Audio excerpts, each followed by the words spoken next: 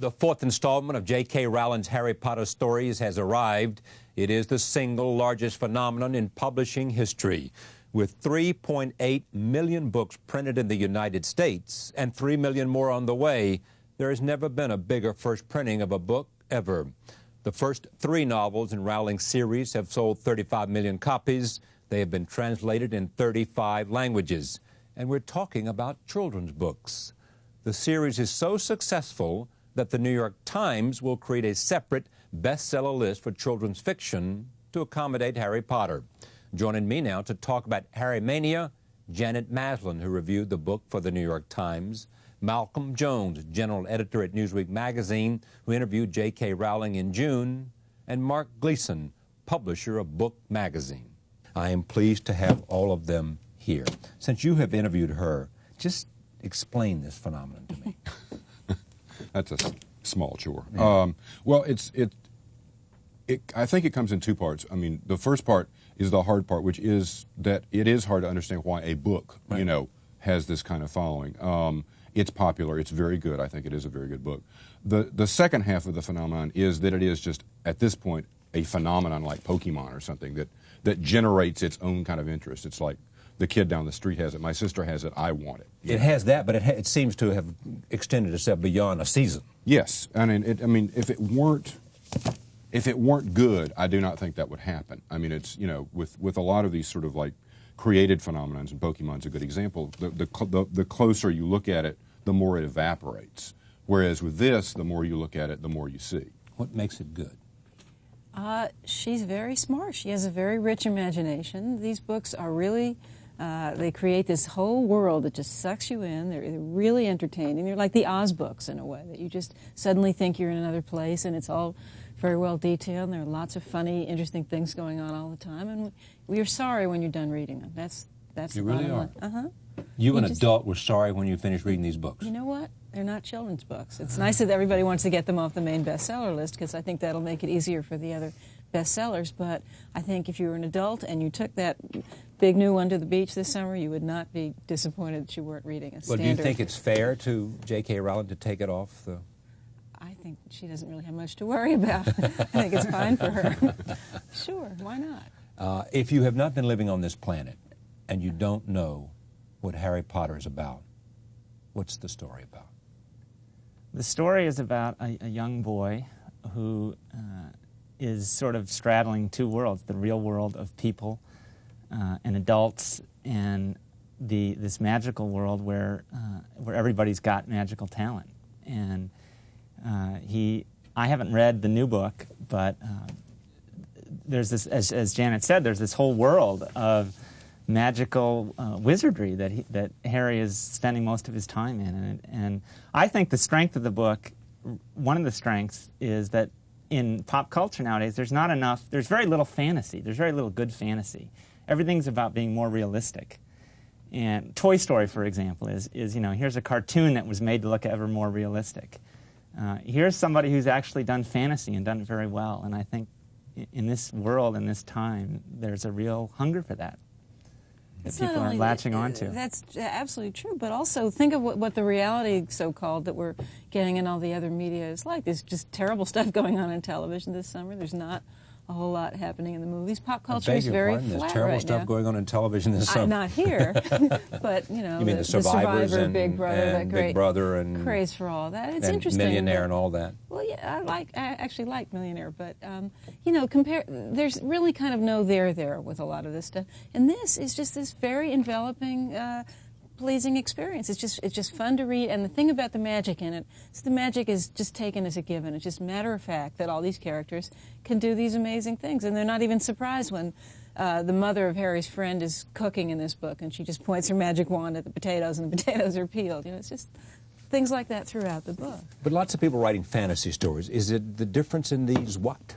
She's very witty. Well, she's witty. Right, she's very witty, and I went around for a long time asking people this question, and my specific question was, why do the English write fantasy better than almost anybody else? Right. And the best answer I've heard so far is that they don't look at it as a tradition. They make it up from scratch every time they do it. And at the same time, they've got all the stuff on the shelf, like castles and wizards and Merlin and all that stuff going for them if they need it. And she had a very interesting thing to say when I interviewed her. She said, it's because we were invaded by so many people. We have all these folklores tumbling over one another, and, you know, they enrich everything that we do, which I think is very true. What's she like? She's very, I liked her a lot. She's funny, she's very level-headed, she's very unpretentious. She has a very good sense of humor about herself. At the same time, she knows exactly what she wants to do with these books. You know, she knows how they started and where she wants to go with them, all of that. And at the same time, she has, you know, her perspective is so good. I mean, she has a small daughter, and she says, you know, like, my daughter, then these books, and then the rest of life can take care of itself. How did she come to write them? She's been writing, you know, to hear her tell it all her life, since she was 6 years old, and trying one thing and another.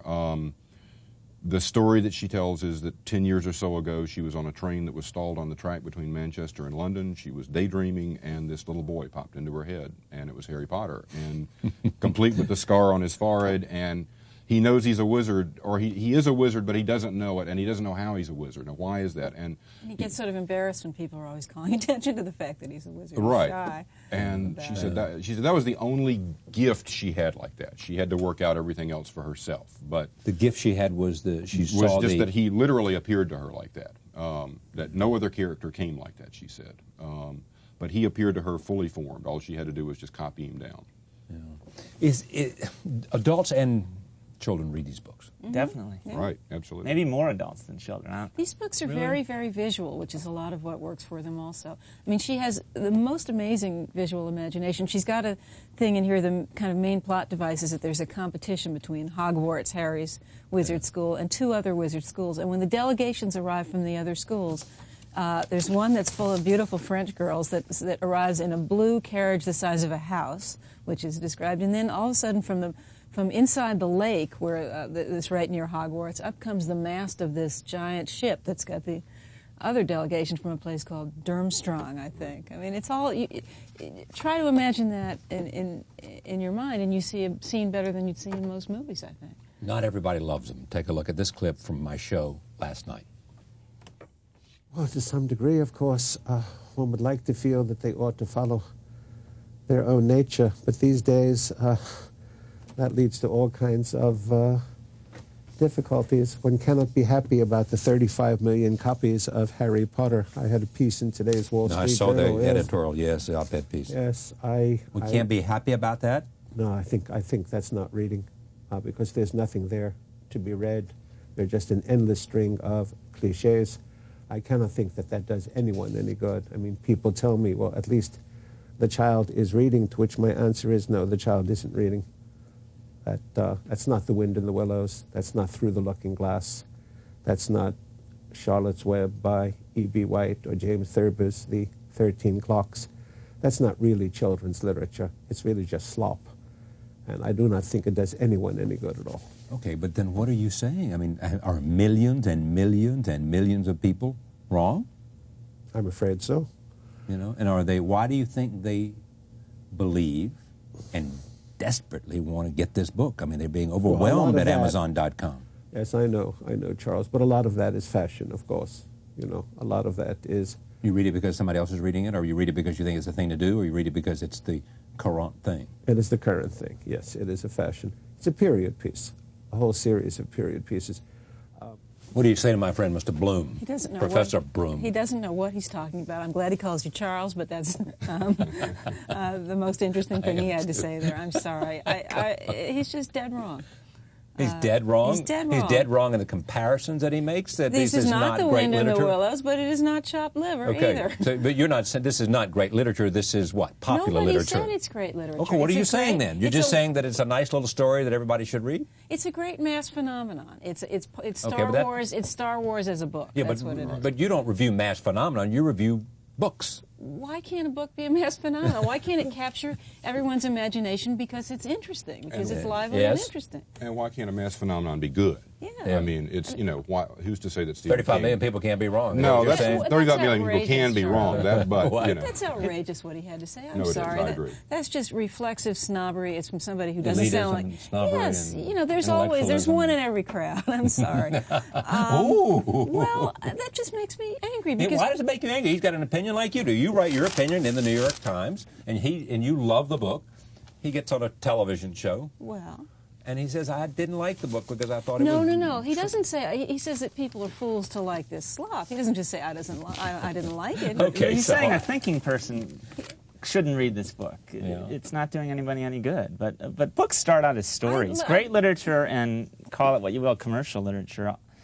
The good ones all have something in common, and that is a great story. Yeah. And this definitely has that. Actually, I asked him after this about Dickens and, you know, how Dickens was received line at the for time. line, I would be happy to pull 20 lines out of this book that are as witty and interesting as anything in Wind of the Willows, and 20 imaginary characters or devices that would stand the test of time, too. I'm not saying that everything here is written in gold, but the great counterintuitive thing about this is that it really is much better than you would expect any kind of big bestseller to be. We know what most bestsellers are like. We know, I mean, no, really. I mean, you know that usually when something gets that successful and everybody on the block wants it, it's terrible. It's better than John Grisham, you think?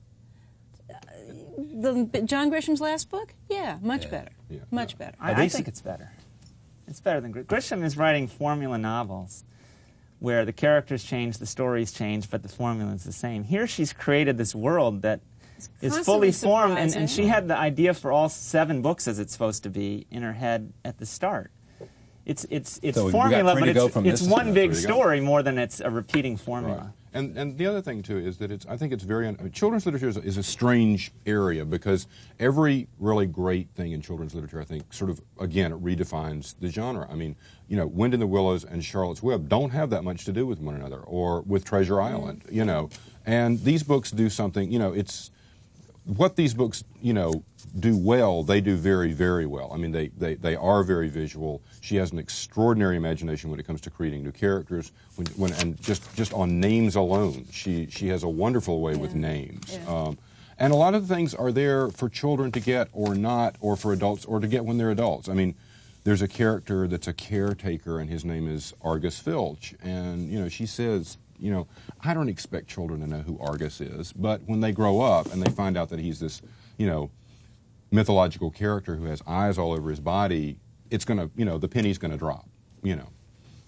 Someone has to play a little bit of, I hate the word devil's advocate, but I'm just raising these questions. I will about what's going to happen next with this. Okay, go ahead.